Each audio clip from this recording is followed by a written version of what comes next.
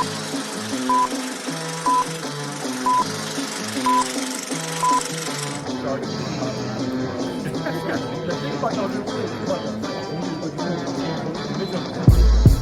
was your first reaction like? This is such an iconic film. Well, I mean, I had to fight for mine, you know. So that's why I love Cal.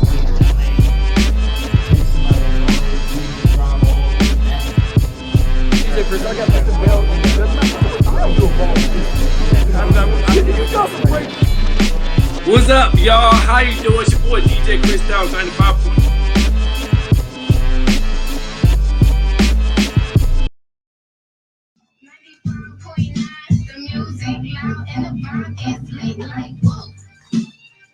.9 FM, it's your boy DJ Chris Styles holding down it. We make it radio great again, because that's my job, is to make radio great again.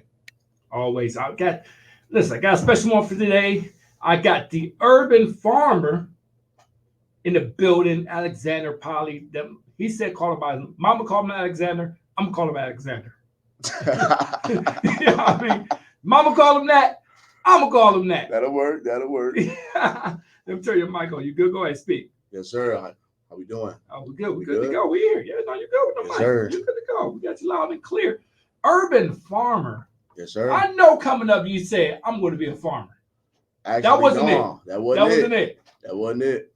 Tell me about that journey being called urban farmer. Because when we think, listen, we're from the hood. I mean, Yup. we in the hood. So we I black farm folks. around the corner. Yup. But here's the thing is, black folks came up in farming. Mhm. We did, if you think about it. But in the city, did you ever think about you going to be a farmer? Man, heck no. Said don't cuss. Yeah. No, honestly, man, I was supposed to be an engineer. Okay. I was supposed to be a civil engineer. I went Okay. to Cincinnati for 2 years.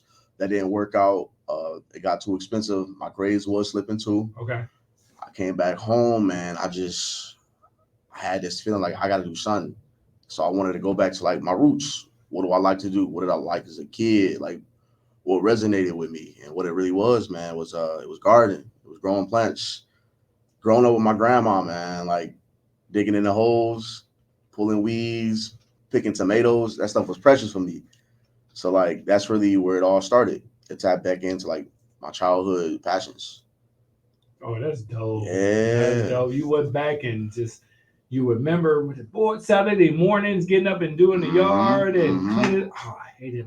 Me and my wife go through that right now. Well, I go through. I just tell her like, listen, I did it for so long. Yeah. I just gonna pay for somebody. To do Yeah. it. It's easier to pay somebody. Guess I'm not doing it for so long. I'm like, man, now I tell her that I could do it. I'm Yeah. cold at it. It's You just could. doing it from the age of 5 years old to you 18. Yeah, That's 13 years free labor they got. it is. Well, I mean, it's not free because I was living. No. Tell me. You ain't getting no money from it. Not getting no money. So, but how much does the engineering part of it factor in you doing your farming? So I guess with the engineering part, the structure of it, the layout of it, when it comes to designing a farm, there's a design process.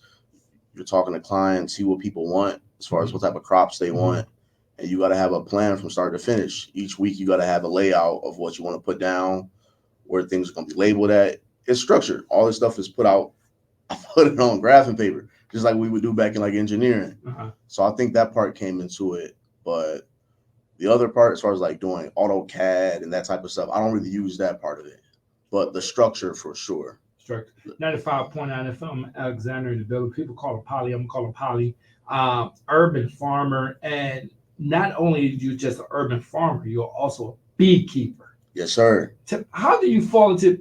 You know people don't like bees. People hate bees. I know. How did you fall into that? I used to hate bees, man. I used to run like, man, the bee in the car, and I'm flipping out.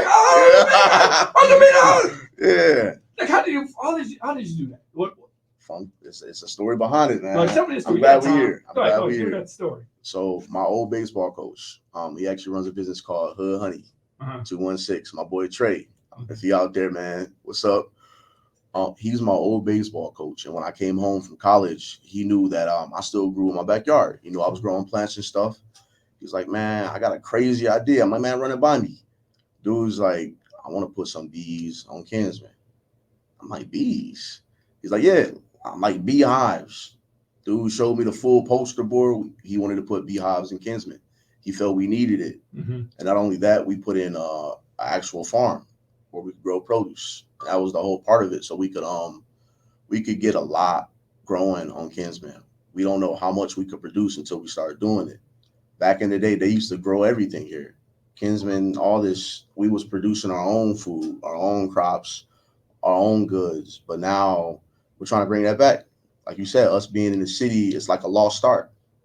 So we're trying to bring that back. So the beekeeping was new to me. I'm like, you out your mind. We about to get bee suits, go up in the hive, smoker and all that. Went from a YouTube video in his apartment. Next thing you know, we out there on Kinsman with the bees. We on Kinsman 119th, right around the corner. That's so dope. Yeah. That's so dope, man. Just I think for business, Black folks being able to see that. Remember, that's where we came from. It's our roots. Our roots is farming. When we were on the plantations growing it. Yeah. Like if you think about it, it was us on the plantation. It was growing everything. We got those skills though. We do. And I think it's dope and doing it in the hood. Like you making farming great again. We try to make radio great again. We try to bring people like you on our shows so we can talk about these things. Especially, do you talk to kids about it? Like, do you go and speak about it? I try to educate as many people as I can. Like people within my circle, nieces and nephews. I haven't formally been talking to it, but I definitely want to spread the word. Like it's something we all need to be aware of. Like my nieces and nephews know how to grow stuff. They also know how to make juice. Cold press juice I make. Yeah. And there you go. Why did I see how you pivot right to the cold smooth transition, transition to the cold press juice. I am a juicer too, and we met this guy. Everybody missed the Fresh Fest. Fresh Fest was crazy. It was great. And my wife actually met him and said, yo, there's somebody you gotta meet, because she knows I'm into juicing heavy too. And he makes his own juices. Fresh. Now, before we continue, are you seeded watermelon or non-seeded? Seeded. I'm a seeded fan. Seeded every day. I'm a seeded. It don't even taste the same. That's what I'm trying to tell people, man. It's really a different taste. Yeah. And a lot more water comes into that. See, okay. Tell me, how did you get into juice? Man, so fun fact, man. Even though I always been growing this stuff, I wasn't eating it as much.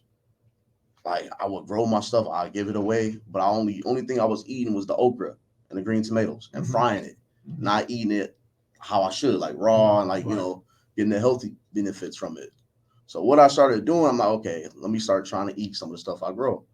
The first thing I wanted to start with was beets. People hate beets. I eat beets. I just got some fresh beets right now that I have to slice up and cook. Swear. Yeah, I do. I eat beets. I'm a beet man. Bro, I grow beets. Do you? Yeah. Oh, we gotta get together there. I'm not tired of going. Listen, I'm about to go to your farm and get all of my stuff back. Okay. All right, go continue. All right, let's get it. So with the beets, I started out making a smoothie. I used the beets I grew at the farm and all the other stuff I just got from one of the markets. I started with a smoothie. The smoothie turned into juice. This is just in my crib. This wasn't really like distributing or like selling it yet. This is just me experimenting in the kitchen. So I started making a smoothie to the juice. That beet juice turned into a watermelon juice. I just started playing around. I started experimenting, as they call it in the lab. I started like playing around. I'm like, okay. A few family and friends started trying it. They was like, bro, this is good. I thought people were just like capping, just like blowing smoke at me. But no, they were like, this is really good. They tasted no curse. Got you. But yeah, I didn't believe it until people kept coming to me and saying, this is some fire juice. So what I did was I started locking in on recipes, seeing what people liked, what they didn't like. The stuff that people liked, I kept. And that's like the juices I still have today. So it started at a farmer's market right up the street, up in Ridall. My boy Aharon, he had a master class, farming class. So I could get a little more educated, get more structure, get some technical knowledge. As soon as that class ended, they threw me right in the farmer's market. It was like, yeah, man, you're selling juice. I ain't sold nothing until this year. Like, I just sold a couple of vegetables last year. They just threw me right in the market, like to the wolves. I had no selling experience. I didn't like, all I had was a Cash App, Right. but I had a good product. Yeah, good product. I So had a tell good me, product. what's the difference between your juices and because I'll tell you what all this stuff started to spring out on, and maybe it was a calling, but I know during COVID, a lot of the health things, a lot of health benefits, a lot of things come up because of course we got bored and we started research, right? All that time at home. Yeah, we started research, and everybody started juicing. What makes your juices than anybody else I could go to? Now I'm not even talking about the store juices. I'm talking about the juices somebody's doing the exact same thing you're doing. Okay. I think the main difference is me being a farmer. I appreciate the value and where my ingredients come from. So most of my products, I have crops that I grow. I think that's the main difference. If you have beets from my farm versus beets from the grocery store, you're going to taste a difference. Another difference, I'd say, mine are made to order. You know, they're not just sitting on a shelf. They're not just sitting in your freezer. You put that order in, I'm making them. You're getting them hours later after I make them. And I think local is the main thing I push. All my ingredients are local, whether they come from farmers markets or from other farmers that I know. All my products are sourced locally. I think listen, that would sell me, and it's good. Mm-hmm. It's good. It is good. I call back for another one. I got more, and part of the reason I called back. Here's the crazy thing. So it was so good. Didn't know my wife. Sometimes my wife had to buy some things from me because I have the cash. I think you didn't have cash up. Was there? It was one of the two. And she said she had the money, and so I actually drunk all those up. I drank it, and she hit me with the text. I wanted them to. One of them. Told you She didn't get one? Nah. Felt bad. I took them for lunch. My bad. So I ended up giving her. She's like, I'm fine. I didn't need it. Nah, I'm gonna get you. Drank her juice. I did drink her juice. She ain't put you on the couch for that? No. She I like the juice. No, I drank the juice. It was my bad. Okay, but it's good, and we drank it, and I think it's just amazing that we're actually doing it, and you're loving something that you can do, that you're doing. You love doing this, right? And when you find the passion of this, I can see in your eyes when you talk about it, when you're selling your product. What's something that you didn't know about farming that you found out? That's a good one. Oh, I got a good answer for this. When it comes to farming, you have to wear many hats. I didn't know that. I thought farming is just you putting seeds in the ground, you grow it and sell it. It's much more than that. You have to know how to talk to people. You got to be good with your money. You got to know how to market yourself. You got to know how to have a variety of products. You got to know what the customer wants. Your customer service is a big part of it. Like the larger farmer markets that they have like outside of Cleveland, say like out in the country, there's a bunch of farm stands that all have the same thing, but people's presentation and their customer service, that's what separates them. So I just didn't know that farming came with many hats. I'd say that's what I didn't know. Yeah, and you farm. What's your typical day? Are you at 5 a.m?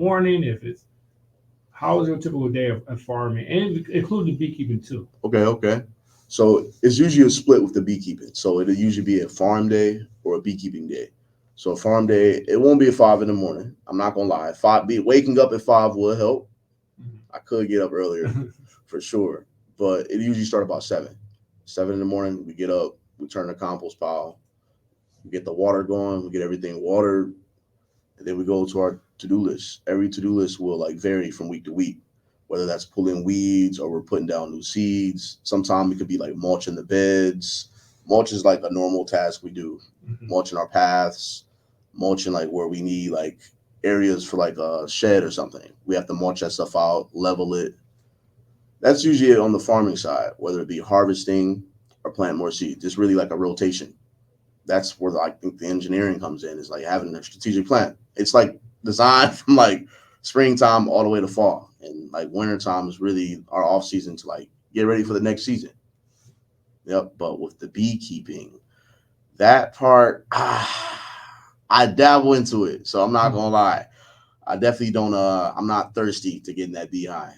I'm not gonna lie, because it's intense. It's intense. I bet it is intense. It's intense. I bet it is. We're going to talk about how intense it gets when we come back. 95.9 FM, Alexander Polly, the building, the urban farmer. We'll be right back like we never left. 95.9 FM. Ohio voters, confused about the new voter ID law? If you've got an unexpired Ohio driver's license or state ID, military ID, or U.S. passport or passport card, you're all set.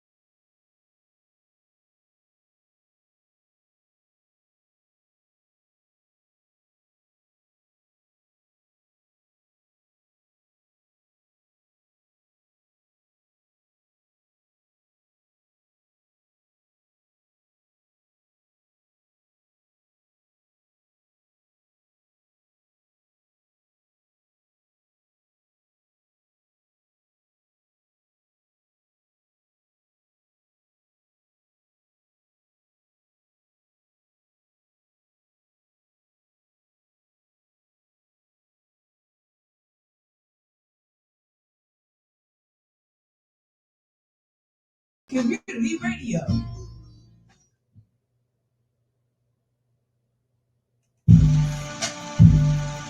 Come on.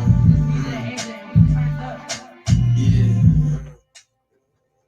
95.9 FM, your boy DJ Cristal. Shout out to Cartier. Got the hit single, You Look Good, baby.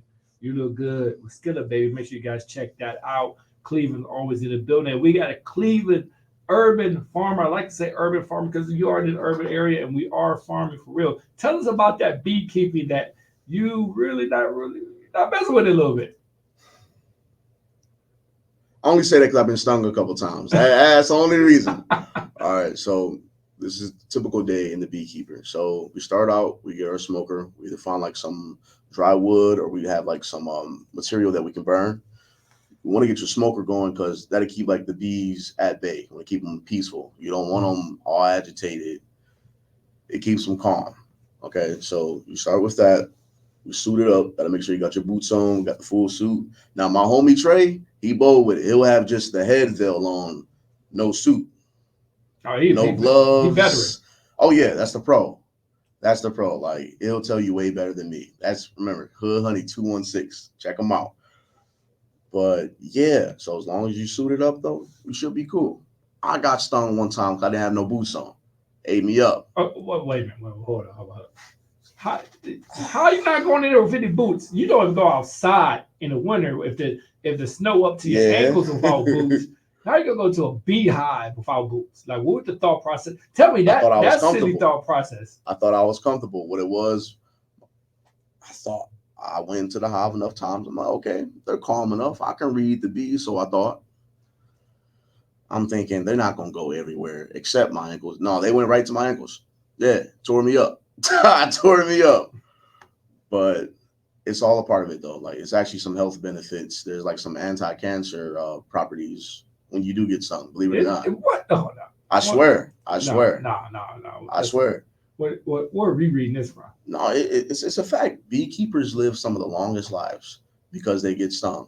Not only that, and the honey, and they're around the pollen so much. So that part of it, I can believe. Yeah. So why can't you believe? I don't know. I'm not getting stung by any bee anytime soon. Yeah. Just because no, I refuse to believe. Come on now. I'm about to Google that. No, Google it. Google it. Beekeeping is ancient, man. They did it back in like the Egyptian days. So is it natural honey? Do you put anything to it? No, we don't put nothing in it. We don't cut it. Some people like to cut it. People like to cut it. People in the store, they cut it. You come to ours, it's 100% pure. Your price is way too high. You need 100% pure. You need to cut it. You need to stop playing. Yeah, there's 100% pure honey. It's 100% pure honey. We add it's from the flowers. It's from the flowers' own kinsman. That's where the pollen comes from. So that's how local it is. So that pollen you taste in there is local. It's from Kinsman, baby. It's from Kinsman. There's flowers all over. It's a bunch of trees. The trees is the main flowers. Kinsman County, like my boy. Kinsman County, man. My boy, y'all would say, Kinsman County, man. Yeah. In the ring suburb of Cleveland. Call it what it is. If you try it, you won't believe it's from here, but it is. Like, it's just a natural product. And bees actually would naturally make a hive out there. Say if we didn't have our bee box or beehive, they would naturally be out there making honey. So we're just doing something that already exists. We're just showcasing it. That's all we doing. Showcasing the honey. I'm a diabetic, but I'm pretty sure that honey is a little bit more better for your system than anything else. It is. It is still sweet, and I'm sure it can still spike if you have too much of it. But it will process a lot better than, say, like your cane sugar or like high fructose corn stuff. It's way better. Yeah, I don't do any of that anyway. Yeah. I do. 95.9 FM, Alexander Probably is in the building, man. The farmer, the beekeeper, juices. And so now, where do you see yourself in the next, let's say, 6 to 12 months? 6 months to a year. 6 to 12 months? Yeah. I see myself having a label for my juices because I'm still working on that. I'm still working on my branding. But also, I see myself in the stores. I want to be pretty ambitious with this, but I see myself in the stores pretty soon. I learn how to preserve my juices and learn how to keep a stock. I see myself in the store. I also see myself having a subscription box where people can order a box of produce and juice. So you get the best of both worlds as well as honey. We also got herbs that we have at the farm. So I want to have a variety to offer in a box. And I also see myself having a storefront. I want to make juice and any produce a lot more accessible for people. So I definitely see myself having a storefront within the next 6 to 12 months. Well, you're going to have it, and it's going to happen. That's not my light up. I should just left my light alone. That's what happens. We're just trying to get the great lighting here. Yeah, try to get it right. 95.9 FM, Alex, and tell us about where your farm is at, and people want to come visit. No prices, but where to come visit and get everything. Oh yeah. So you guys can definitely come check us out. We do give tours. We also give bee classes. My homie has what is called a rated R class because it is for adults, but we can suit you up in the beehive. We can educate you on like what goes on and give you the full experience. You can open the hive. You can hold up a bee frame. You're going to go into the whole hive. So you can check us out. We're on 119th in Kinsman, and our other side is on 118th in Kinsman, right in between Kinsman and Union. A farm. On Kinsman. But I should believe it because it's a radio station on Kinsman. Like, yeah, but like you're not used to seeing it. It's like if you've seen a horse walking around Kinsman, you'd be like, "What the heck?" But but here's the crazy thing: I don't know. It was a movie out. I used to stay. Used to visit Philly a lot. I had a lot of friends in Philly. It's a stable. It's a horse stable in Philly in the hood. Oh yeah, real life. Yeah, a real live horse stable. The real urban cowboys. Look it up. Urban Cowboys. Yeah, right from there. Teach people how to ride a horse, and there is a stable in Philly. Yes, it is real live horses. We need to bring that here. We do need to bring that here. A stable for horses. It's just something new for us. Now, have you made what's the craziest juice you made? Craziest juice. The fusion of juices.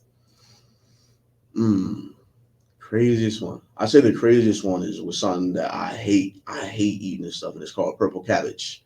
I made a juice with purple cabbage, and I had some other fruit in there. I had some pineapple in there, a little bit of pomegranate in there. It was banging. It was banging. What did everybody else think about it, though? Honestly, that's an unreleased juice. Unreleased juice. Oh, that's beep. We all have my sounds on here. Listen, that's brand new. Yeah. Unreleased, brand new sounds. Let me find where are my sounds, my high keys at with my sounds. It's in the lab. I mean, there we go. I gave some sound. I don't know what it was, but I don't think it's what I was looking for. They heard it. They heard it. You don't add any honey to it or anything like that? I don't add any honey to it. Now, I have been working on some teas. That's going to be another product I'm going to release. I'm going to start making some teas. Now, how do you make teas? Don't spill all the beans. I don't spill all the beans. Okay. But how can you just say I'm making teas? Well, since I'm a farmer, I grow herbs. Oh. So with the herbs, you draw the herbs and you create like a batch and you put it in a package that you can steep. Make sure it's dry. Once it's dried, it'll last and preserve.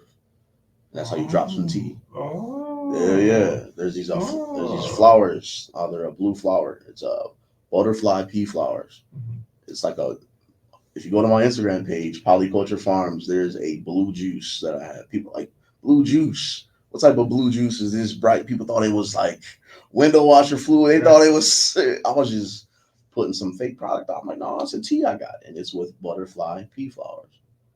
Yeah. It's a natural blue flower. It'll turn blue. Look at that. We are being educated here on some things. Alexander Polly, man, I appreciate you coming up, my guy. Absolutely. Thank you for having me. Coming through and hanging out with me, telling us everything about farming. Well, close to it. Just about, we can go all day for sure. No, I see you can go all day with it. I'm not mad at it. Again, give me your Instagram and everything else. Oh, yeah. So you guys can reach me at Polyculture Farms. That's POLLEY Culture Farms. Hit me up. DM me. I'll get you a juice order in. If you want to check out the farm, let me know. Hit him up. Appreciate you again. 95.9 FM. We'll be right back. We're not playing Cartier, man. We'll be back. I got a dope artist coming up named Garrett. He's really dope. And we also got Chanel Kazadi. No, it's a fun packed Thursday. Oh, yeah. Here at WOVU 95.9 FM. You know it. Come on. Yeah.